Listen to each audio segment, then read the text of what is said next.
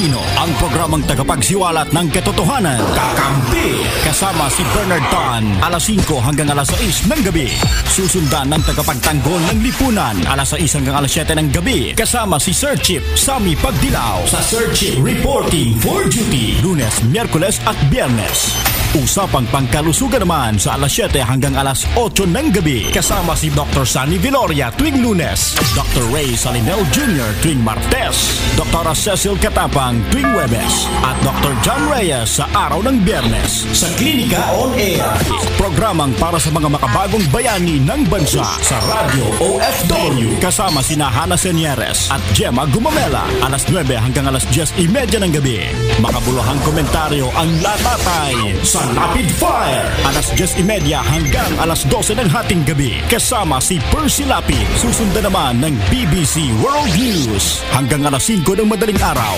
Yan ang mga programang mapapakinggan sa DZRJ 8:10 AM gabi hanggang madaling araw. Hatid sa inyo ng A-Try Media, ang himpilan ng bawat Pilipino.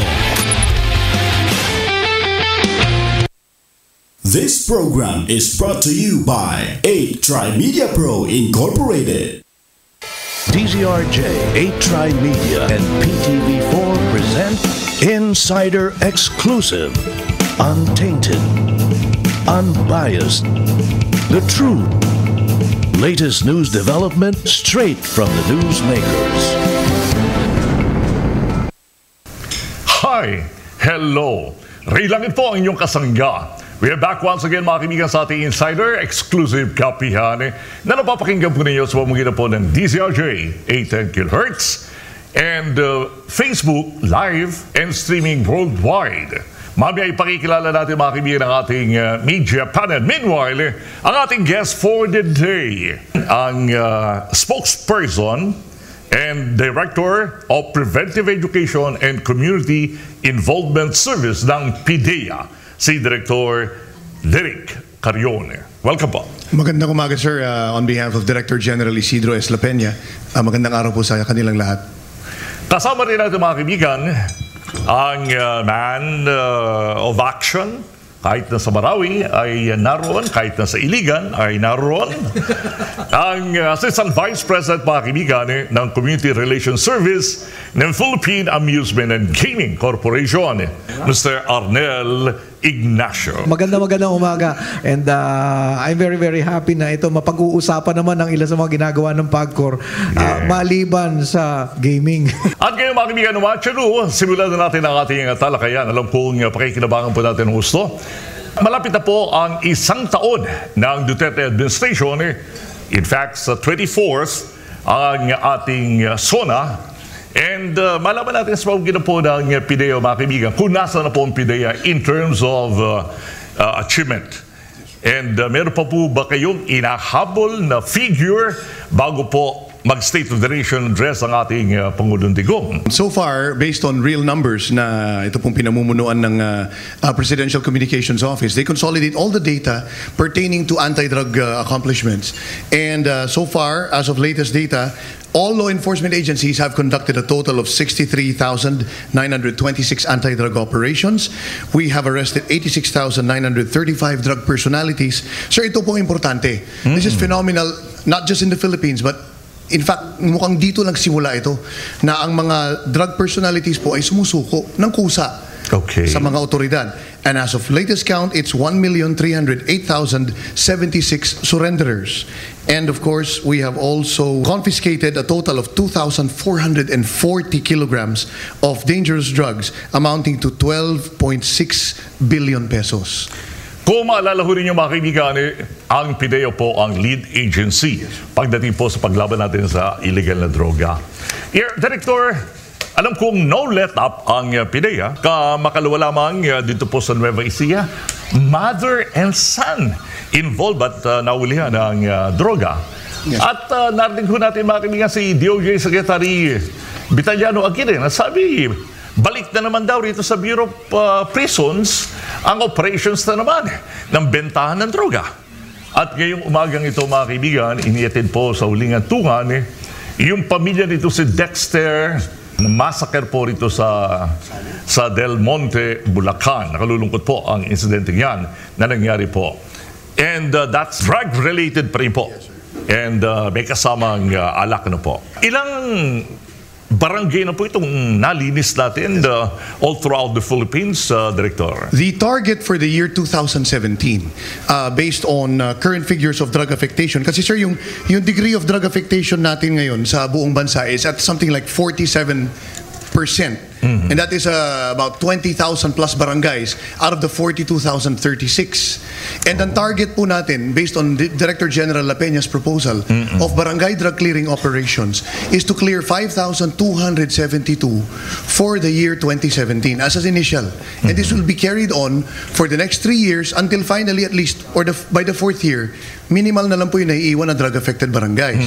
And sir, we are happy to report that as of June 20, yung latest figure natin na report from the different provinces and barangays, 3,677 or 70% of the 2017 target has already been achieved. And sir, the first documented drug-affected or drug-cleared province is Batanes. 3,677. Pero ang barangay po natin, lalahanin po natin, ha? Yes, 42,000 ang laki. And we have 81 provinces. We have 144 cities. Medyo kinakailangan siguro marathon, ano po? Yes, kung sir. hindi fast track ang isasakatuparan po natin para ma-achieve po natin dito. Ngunit lilinawin po natin na hindi naman po lahat ng 42,036 barangays are drug affected. Yeah, About okay. 20,104 are declared drug affected, and deduct from that the 3,677. So we're looking at about 16,300 Barangays. barangays. Pero, Director, paano po natin ma-assure na itong, for instance, galing na po kayong sa 3,677 na mga Yes, barangays, ano po? Paano natin ma-assure na hindi bumabalik? This is why Director General La Peña is strongly advocating the implementation, honest to goodness implementation of Barangay Drug Clearing Program as embodied in Dangerous Drugs Board Regulation number 3, series of 2017. Kung saan, sir, saad po rito yung specific activities of pre-operation, operations, and post-operation. What does this mean, sir? We have to involve ourselves in not just law enforcement, but constant house-to-house visits. We have to have advocacy campaigns, and we have to implement rehabilitation. Importante ito, sir. Yes. Rehabilitation and reintegration of all drug personalities, especially po yung mga sumuko who will be needing intervention in different levels depending on their drug dependence based on assessment by a competent DOH accredited assessor. So kung mild use, they will fall under community-based rehabilitation. Yes. For those who are under a moderate drug dependence, they will fall under outpatient facilities. And for serious or severe drug dependence, yun po yung papasok sa ating tinatawag na inpatient facilities.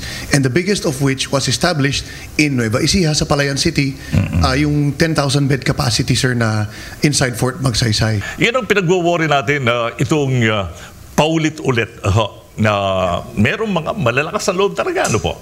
Well, sir, sabi nga po ni Director General La Peña, the drug problem cannot be addressed purely by supply reduction or taking away the sources of dangerous drugs like the clandestine laboratories, of which we have already dismantled 9 since the start of the Duterte administration.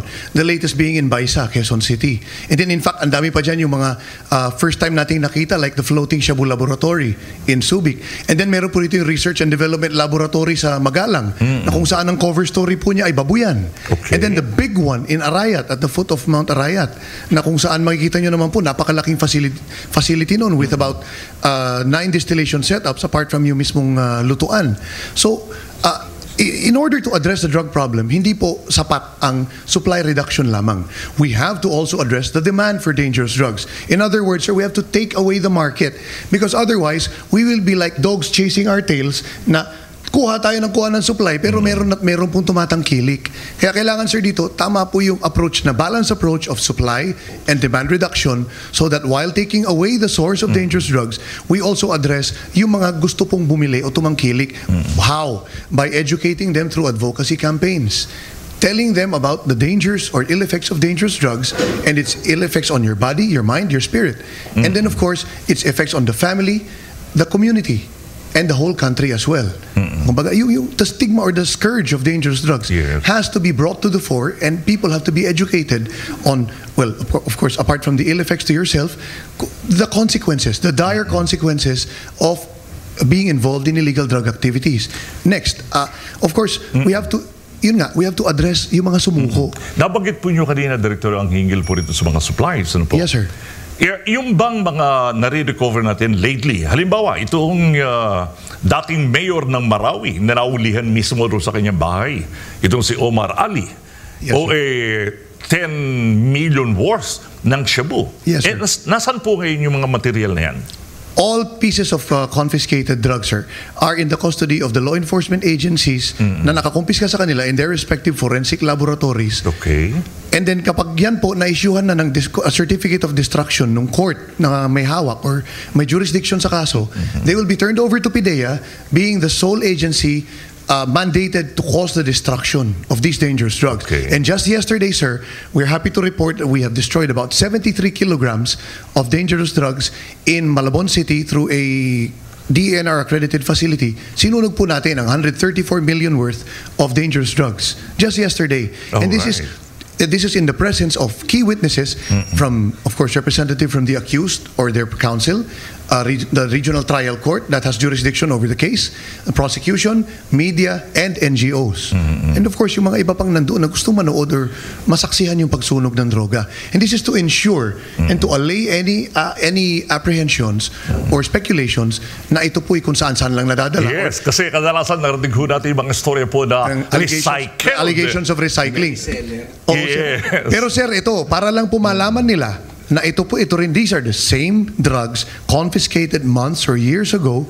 They are presented with the same packaging, the same markings, and then in front of everyone, all the key witnesses, bago po sunugin o ilagay sa incinerator, ito po will be subjected again to testing by our chemists. So that makikita po ng lahat na these are the same drugs, whether methamphetamine or marijuana or any other drugs na nakumpiska back then. Meanwhile, kung meron po mga confrontational ang ilan nating mga enforcement agencies, ito naman kakaiba naman. Emotional naman, mga kaibigan. Outreach ng PAGCOR. Itong si Kuya Arnel ay kahit na may putukan dito po sa Marawi, nakakarinig po ang mga ilan ng tunog dito sa Iligan ay no let up din. Sugod pa rin po sila at sila po ay nagdala ng mga tulong mismo sa mga victims na naroon sa evacuation centers. Correct. Sa ano yan? Sa Iligan. So ang Soler and PAGCOR, ang Soler nagbigay sa amin ng extra 5 million with the 30 million from PAGCOR, at ito initial nagdala kami ng mga pangangailangan nila doon. Damit, katulad ng meron pa kaming andoks. Nakakatuwa lang na kasi hindi ito yung usual na binigay lang sa kanila. The whole yung aming buong board nagpunta doon, led by the Chairman Andrea Domingo, si Attorney Fred Lim, Rene Concordia, lahat nagpunta doon para lamang mayakap natin naman yung hindi lang yung talagang basta binigay lang for the sake na meron kaming maibigay. Nagsalita ron, and then ako nakipagharutan ka sa kanila para na matuwa-tuwa sila na hindi sila nag-iisa ron. People from Manila na meron kakayanan tumulong, nagbibigay ng puso na we are concerned, we try to understand kung ano yung sitwasyon nyo rito. Kaya yung dinala namin, pati yung nilalagay ba sa ulo para pagka makapagdasal sila, kasi hindi pala sila makakapagdasal pag wala nun. Okay. Oo, meron damit, kumot, underwear, at merong pagkain, at ang tubig na binigay namin malalaki.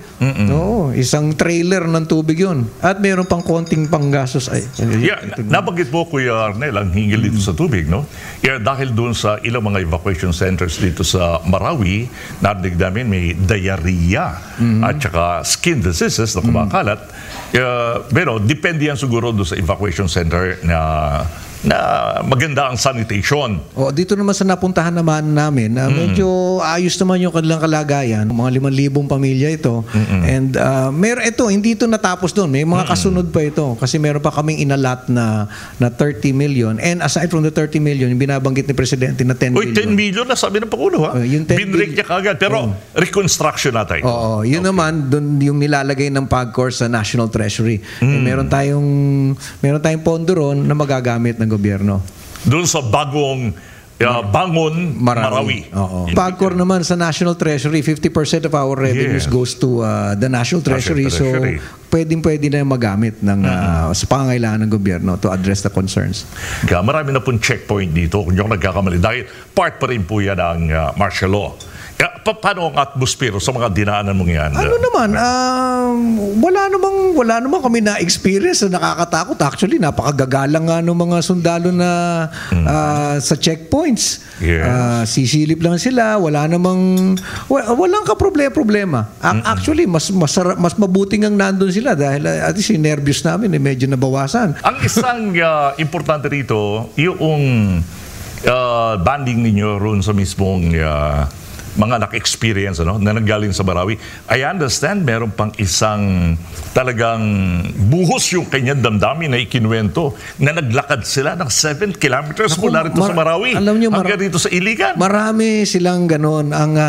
Ang maikikwento ko lang sa inyo na medyo kakaiba rito.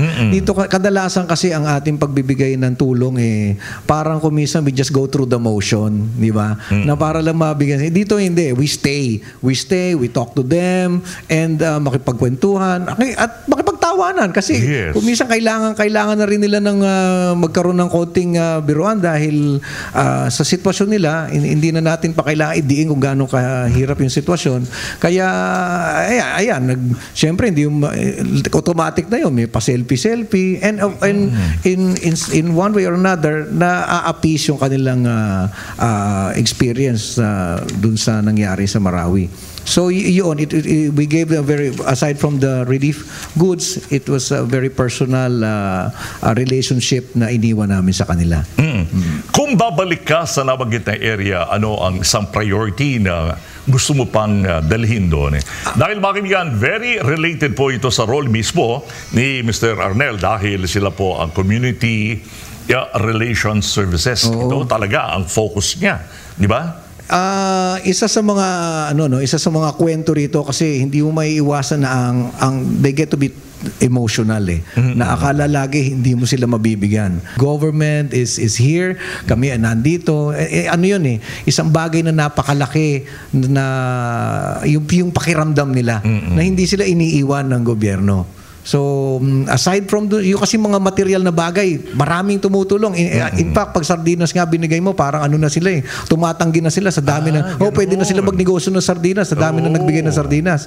Kaya nag-isip na kami ng iba. And siguro, ang isa pa, yung sa pakikipagkwentuhan sa kanila, mas marami kang malalaman kung ano yung, kasi kadalasan pag tumutulong tayo, kung ano yung perspective natin nakakalimutan natin tanungin kung ano pa talaga yung isang, alam ko, dinali nyo ron, malong. Oo, yun. Dinala namin. Kasi gamit mismo ito kailangan nila yun. Ng mga sister Muslim, di ba? Kailangan nila yun. Kailangan nila. Pero kapag binabanggit po nila, mga kaibigan, sa pag-express ng kanilang mga problema, pagka binanggit nilang napakainit ng kanilang kinalalagyan, napakaingay ng kanilang kinalalagyan. Obviously, dahil marami sila ron, sama-sama. And matigas ang kanilang inihigan. Posible ba na pwede magdala ng... nagdala kami ng mat. Ng mat na medyo lumambot naman kahit paano, hindi ba? Para kahit paano, hindi naman diretso sa semento yung spinal column mo na balancing ganyan. Yes. Oo. So, ayan. Kaya nga nakakatuwa kasi nung tinatanggap nila yung mga dala namin, umaalis sila ganyan, tinatawag pa namin pabalik dahil meron pa. Oo, meron pa. Meron pa nga baon contribution ng aming board. Para meron naman silang kahit kung gusto lang gumastos ng konti, meron pa silang konting panggastos. Okay. Pero makikita, babalikan po natin Kuya Arnel later on, hinggil po rito sa kanya experience ito. Balikan natin once again si Director. Director Carion, nabanggit po ninyo hinggil po rin sa clandestine, na operations ng siyam na locations and ito bang sa loob ng Bilibid Prisons yung operations dyan? Dahil kasi dati admitted na may nagluluto riyan sa loob. Merong laboratory doon sa loob. Ito ba'y nalansag na o buhay na naman? Pero bago yung sagutin yan, standby lang ho mga kaibigan. Babalik po kami makalipas lang po ng ilang paalala. Stay tuned. Insider Exclusive will be right back. Welcome back to Insider Exclusive. We're back once again mga kaibigan sa ating Insider Exclusive Kapihan.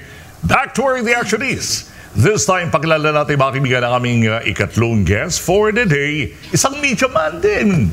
Media person. Ha? At punong-puno tayo ng mga peers natin. Mga kasama po namin sa communications. Okay. Ang isang ito mga kaibigan, siya po ang Assistant Vice President, Corporate Communications Department ng Philippine Amusement and Gaming Corporation of PAGCOR. Si Ms. Carmelita Twinkle Valdez. Good morning. Good morning sa inyo. Good morning sa ating mga tagapanood at mga tagapakinig. Umpisa natin kay Twinkle this time sa second round ng ating talakayan. Ano? Ms. Twinkle, alam kong kabisado mo at naka-focus naman ang iyong tanggapan dito po sa naging outcome ng Resort World Casino.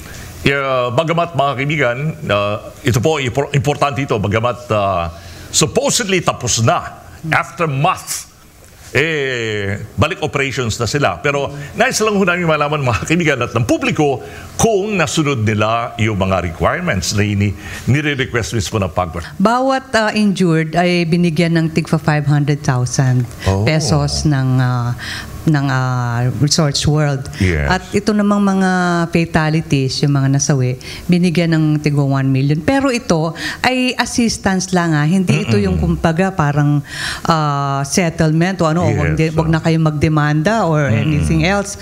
O hindi ganoon. Talagang ang sabi sa amin ng Resorts World, ito ay tulong, assistance para dun sa mga directly affected nitong trahedyang ito. Nabanggit po ninyo ang katagang settlement. Doon po sa settlement, I understand, may request po ang PAGCOR na dapat ay maging tailor-fit doon sa demand mismo ng pamilya. Tama. Paano po yan? Oo. Halimbawa, ang isang nasawi ay merong halimbawa 2 anak o 3 anak, maliliit pa, mula sa kanilang grade school sa pag-aaral, sila ay susuportahan ng Resorts World. From grade school hanggang sa makatapos ng kolehiyo. Yun ang usapan. Yun may grant sila, Yes. Okay. Yun ang tiniyak sa atin ng Resorts World. At pagka-graduate ng college, sila ay iha-hire pa ng Resorts World. So, kumbaga wala na sila dapat pang alalahanin doon sa kinabukasan ng mga bata o pamilya nitong mga nasawi dito sa trahedyang ito. Itong settlement nito, Ms. Twinkle, without prejudice sa kaso pong isinampa sa mga officers at saka dito sa Resort World. Kung ano man ang maging findings ng PNP or ng NBI, dalawa yan, pareho sila nag-iimbestiga. No? Kung ano man ang maging findings sila, labas doon ang itong binibigay na settlement na ito. Hindi apektado nun. Kaya meron pa rin kumbaga liability ang Resorts World dito sa nangyaring ito. Ilan po mga kaibigan sa mga text messages na tinanggap po ng inyong maglingkod? Dahil alam na tatalakayin natin ang hinggil dito. I-touch natin mga kaibigan ang hinggil po dito sa safety and security concern kung nag-comply ang Resorts World. To start with, lagay natin doon sa requirement na hiring ng bagong mga security. Actually, itong mga requirements, yung major requirements, 7 ito na pinagkasunduan between PAGCOR and Resorts World. Iano ko na para wala akong mamiss. Unang-una, nag-hire sila ng bagong security agency at ng mga bagong security guard or experts para ma-assess itong security security, safety, or ma-improve itong security nitong Resorts World. Ibig sabihin yung Lantin wala na po? Ay, wala na po. Wala Medyo na. matindi itong kinuha nilang security agency. International ito, Black Panda. Kung dyan, nagdagdag sila ng X-ray machines para pagpasok, madidetect mo kung ano may dala nung... Paano ho nila na-produce kagad yun? Yung metal detector, madali ho, nabibili lang ho rito sa atin yan. Pero yung X-ray machine at saka itong arco na nakikita natin, lahat yan ini-import pa yan Oo. Meron, I don't know pero baka meron din kasi silang mga improvement na ginagawa sa kanilang mga ibang mga properties. I'm not sure, pero posibleng nailipat muna doon for emergency na siguro. Pero meron na silang nailagay na gano'n, yung bagong So nakakahulugan po, X-ray Ms. machines. Twinkle, pati yung dinaanan mismo nitong si Carlos, yung dating walang security, Yes. walang detector, Yan. walang May X-ray, security na nakapasok doon sa elevator, Oo. nakaakyat sa second floor, yun meron na po ngayon. Meron ng security guard na armado.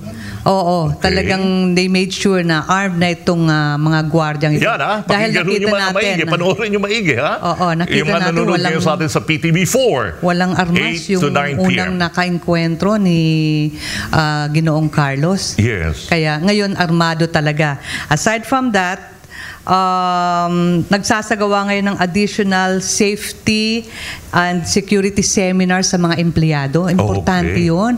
Dahil Yes, itong mga seminar. empleyado, well, isa sa mga nakitang may lapse doon, yung mga empleyado hindi sila talaga pa well-trained. Uy, para marami-rami po yan. address ng ganito. 6,000 na mga employees po ito. Ang apektado dyan. Oo. Pag kung sakaling Sila po ba lahat ay nag-seminar ngayon? Dahil isa po sa mga Yes. requirements yan, seminar. Yan ang Opo. ginagawa nila ngayon. Nagsasagawa sila ng seminar para ma-address lahat kung ano man yung emergency na mangyayari. Sana naman walang mangyari ganon. Pero What about yung isang mga requirement po na emergency. structural engineer na dapat ay magbigay ng approval doon sa setup mismo ng gusali? Mas professional. Kumuha sila ng highly professional structural engineers para makita yung anong tawag dito, yung integrity Yes. ng gusali. Kung paano hindi na ulit mauulit itong malungkot na kaganapan. At kinakailangan po nila ng itong certificate inspection.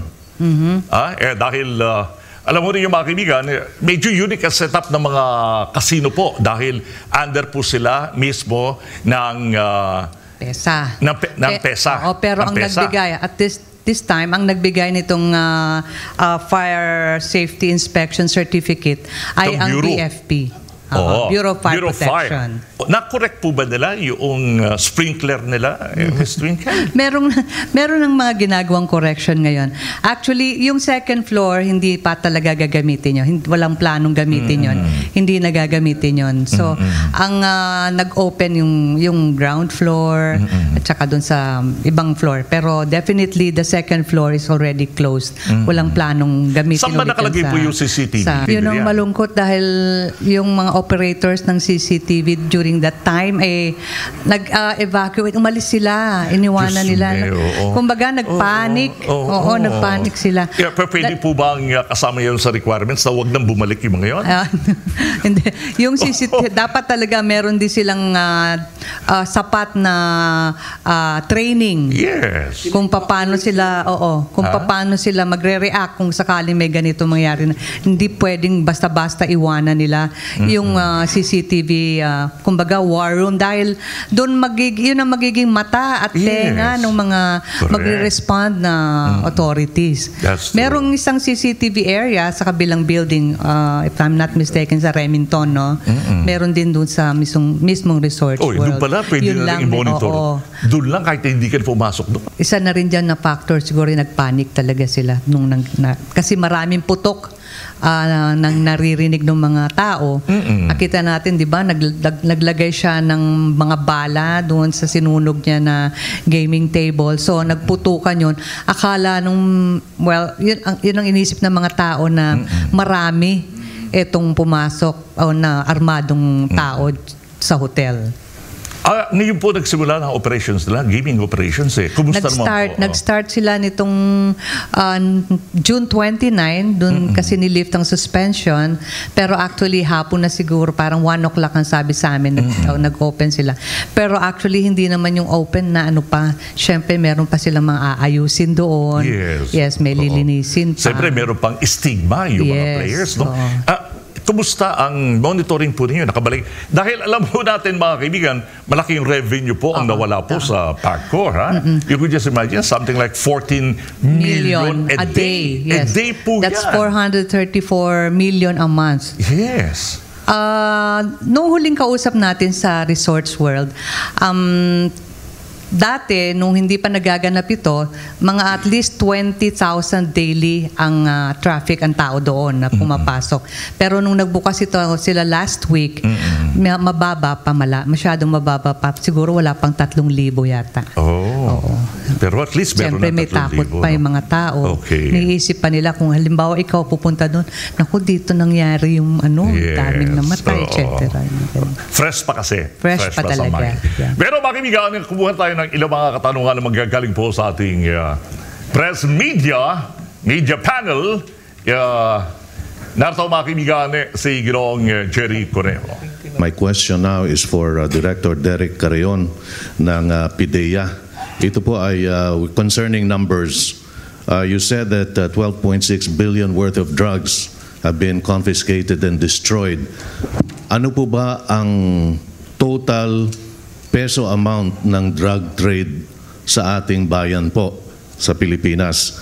Pangalawa po, if you can answer that, anyway, we just have a figure and I would just like to follow up. Ano po ang total drug trade estimate ng PIDEA sa Pilipinas po in contrast to the 12.6 billion that you have confiscated or eradicated? Yes, sir. Director General La Peña has estimated the illegal drug trade in the Philippines to be at 120 billion, sir. Yes, sir. So you've more or less for the per annum po ito, no? Yes, sir. So nabawasan po ng 10% in 1 year. Yes, okay, pangalawa po, sabi po ng Pangulo at sabi din po ng PIDEA, there are 4 million drug users, illegal drug users in the Philippines. At ang tanong ko lang po is ano po ang capacity ng mga drug rehabilitation facilities po natin at ano pong ginagawa ng PIDEA para ganun if you can address the situation? 4 million drug users. Palagay na lang po natin 10% niyan ang ma-rehab. Do you have ano pong capacity ng mga rehab centers po natin ngayon? The PIDEA itself is not directly involved in rehabilitation, sir. We supervise or we coordinate the efforts through the ICAD or the Interagency Committee on Anti-Illegal Drugs, of which member agency po dyan ang DOH.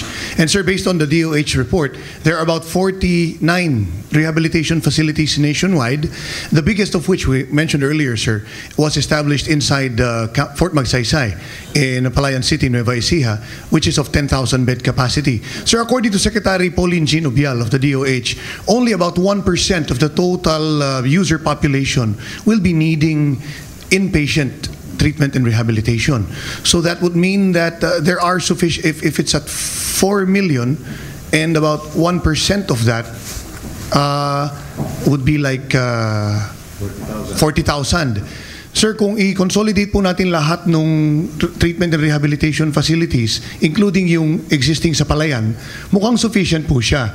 But at the moment, sir, apparently, yung surrendery population natin na 1.3 million, so 1% of that uli, at the moment, kasya naman po yung facilities. A bigger problem would be yung community-based treatment and rehabilitation, sir, which should kick off in all local government units. And sir, this is administered by the DILG and supervised still by the DOH by providing the competent program which should involve not just physical but including psychosocial and spiritual activities. So yun, sir, yung tinututukan natin ngayon to implement community-based rehabilitation program which encompasses a greater majority of the surrenderers. Thank you, sir. Thank you, sir.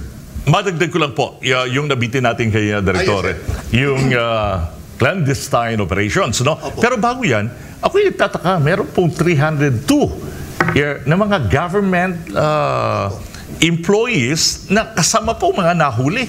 Yes, sir. sa drugs. Ano po mga pwesto nitong mga government employees na ito? Sir, they occupy both elected and appointed positions. And noteworthy, we have 142 government employees. So in other words, ito yung mga career or plantilla positions. While we have 135 elected officials. 135 occupying mostly, ito po yung nakakalungkot, sir, barangay positions, whether chairman or kagawad. And to think they should be our spearheaders in the grassroots. Kaya nga po, sabi ni Director General La Peña, we are strongly advocating barangay drug clearing kasi kahit saan po galing ang droga, whether smuggled or manufactured, wala pong ibang babagsakan yan kung hindi ang barangay. Because at the end of the day, the fight against illegal drugs will be fought at every doorsteps of the barangays.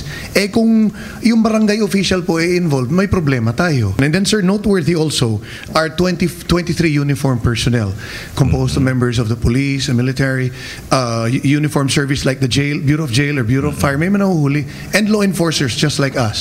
May kasama rin tayo mga nahuhuli. So, ito yung sinasabi nyo nga, sir, na they should be part of the solution rather than being part of the problem.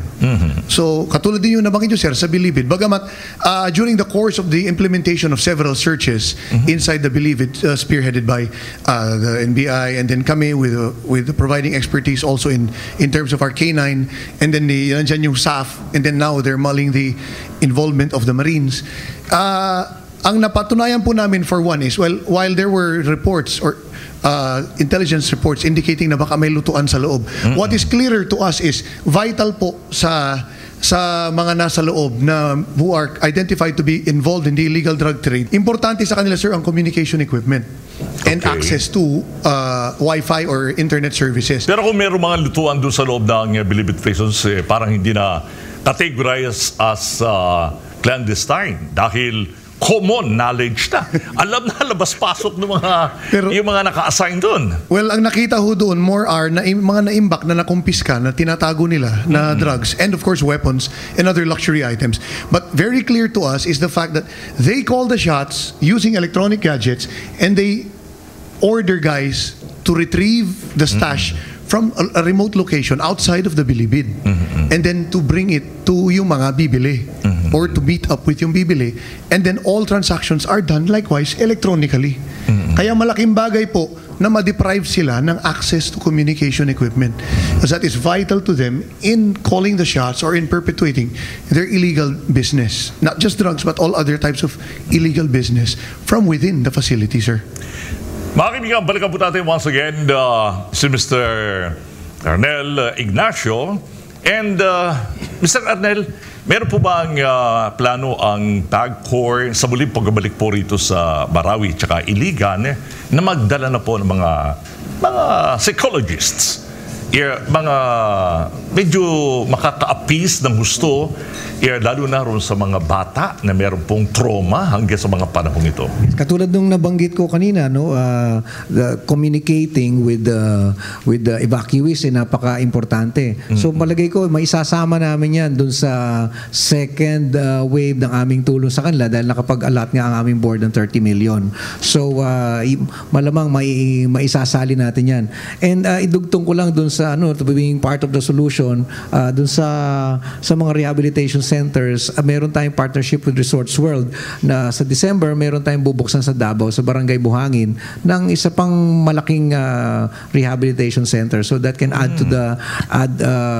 to aiding our PDEA and the drug enforcers kung sa mga rehabilitation. And we're very, very happy also to tell you na yung mga tao naman din talaga through the office ng CRSD ng PAGCOR, ang dami nagko-contribute ng kanilang mga kaalaman tungkol sa pagre-rehabilitation, no? Tulad ng isang doktora na kaibigan ko, meron siyang nire-recommend they're already have a facility in Quezon, acupuncture ang ginagamit, and so far they have very favorable results tungkol dito, and sinulatan na rin namin si Secretary Obiel dito. I'm saying this kasi nakakatuwa dahil ang mga tao actively participating in addressing this problem.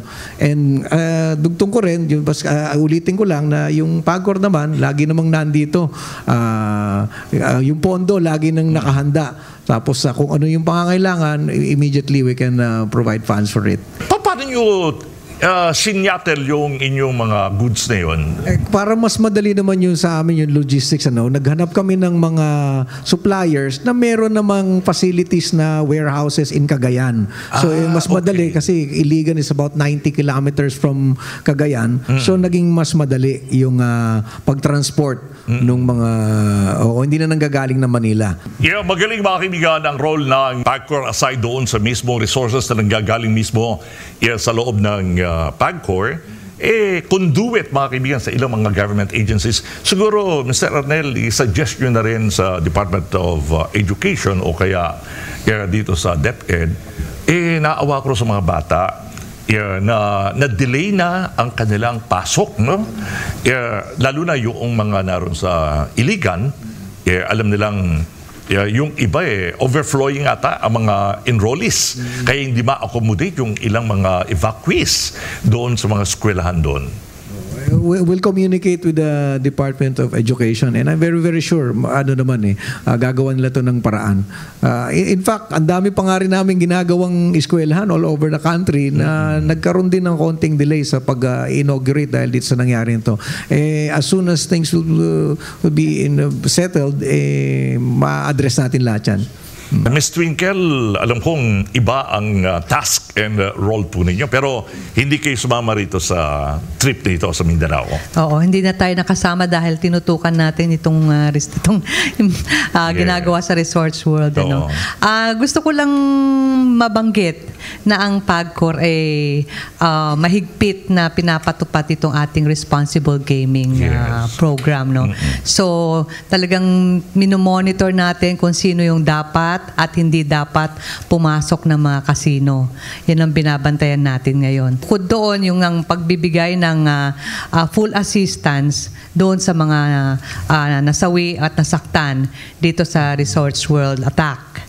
So yun ang mga binabantayan natin ngayon, na making sure na naibibigay lahat ng mga kailangan nila. Dahil syempre ang PAGCOR, yun ang talagang pinagtutuunan. And although we want to move on, gusto rin natin matiyak na makuha ng mga tao yung mga nararapat na maibigay sa kanila. Ms. Twinkle, i-clarify ko lang po, yung po bang compliance at saka mga requirements na yan dito po sa Resorts World, applicable din po ba ron sa ibang mga... Ay, of course. So, lahat yan. Lahat ng IRs natin or integrated resorts, katulad nga nitong Resorts World, itong City of Dreams, Soler, Okada, lahat yan. Applicable sa kanila yung mga requirements na yan. At kasama na rin yung ating mga PAGCOR Casino Filipino. Lahat ng property ng PAGCOR ay pinatutupad ang lahat ng requirements na mahigpit na pinatutupad itong mga requirements nito. Kung sakali mang merong makalusot dyan, naku, mananagot kay chairman. Ang isang chairman, CEO ng PAGCOR ang lumipad, nagtungo rito sa Mindanao. Very nice. Saludo po kami. Kasi Kapampangan yan. Kung gaano kasipag itong board led by the chairman. Yung paglipad nila doon, kinumpletan nila doon sila nag-board meeting sa aeroplano because there were so many decisions that has to be made. So doon sila nag-meeting para pagbaba nila, marami na desisyon na nagawa, sumama-sama sa distribution, both barangays pinuntahan nila at ayun, kaya napaka-importante na hindi lang niya inuutos, talagang siya pumupunta. Noon ngang sinabi niya sa akin na nakita niya medyo nagdalawang isip yung nabasa niya siguro sa mukha ko. Sabi niya, bakit ayaw mo? Gusto mo ako pupunta? So, siyempre pupunta ka rin. Pero marami kami talaga natututunan dyan kay Chairman. Masyado siyang dedicated talaga siya para sa ating bayan. Inabutan tayo ng oras. Ang bilis sa ating orasan, mga kaibigan. Converge, ha? Experience better with Converge. And final words na tayo, Director, talagang limited ang ating oras kapag marami tayong substance na kinu-convey sa ating televiewers and listeners sa radio. Thank you very much for this opportunity po on behalf of our Director General Isidro S. La Peña. Mabilisan lang, sir, kung gusto nila magbigay na impormasyon, gusto ko pong ipamahagi yung ating text hotlines. For smart subscribers, it's 0999 888-7332. For Globe subscribers, 0927-915-0616. And for Sun subscribers, 0925-573-7332. Again, thank you very much, sir, on behalf of our Director General. You're welcome, Director. At ngayon po mga kaibigan, si Miss Twinkle Valdez. Yes, maraming salamat sa pagkakataon at sa ngalan din ng aming chairman na si Chairman Andrea Domingo. Tinitiyak po namin na talagang minomonitor po ng PAGCOR ang lahat ng mga kaganapan sa ating mga casino, sa mga IRs, at minomonitor na mahigpit kung sino ang mga hindi dapat pumasok at pinatutupad lahat ng mga kailangan security measures para hindi na po mauulit pa. Maski kailanman, hindi na po dapat maulit itong naganap dito sa Resorts World. At kung sakali naman po kayo ay merong gustong i-report na mga gusto nyong ipaban o kaya, halimbawa, kapamilya ho ninyo o kayo mismo na gusto nyong ipaban ang sarili nyo sa mga casino, ipagbigay alam nyo lang po sa amin kaagad para po ito ay ma-actionan. Yes. And lastly, mga kaibigan, ang taong nagtungo rito sa Mindanao na walang bulletproof si Mr. Ngayong binanggit mo.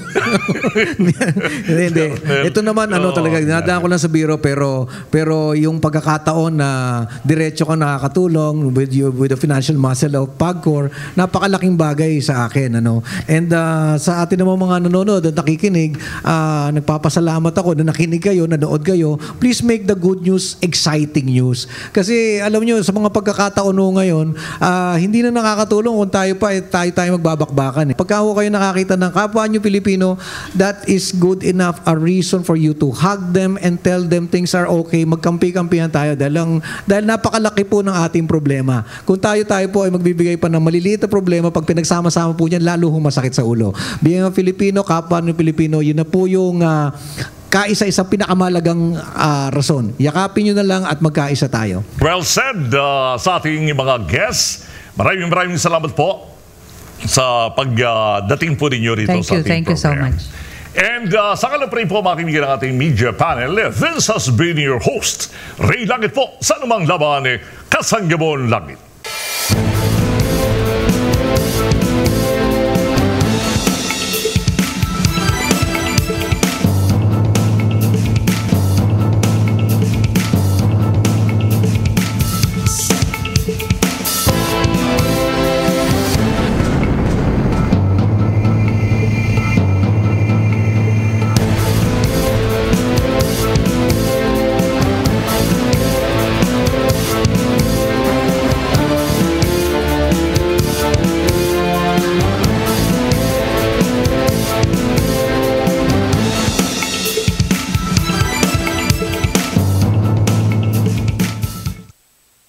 Tri-Media Pro Incorporated.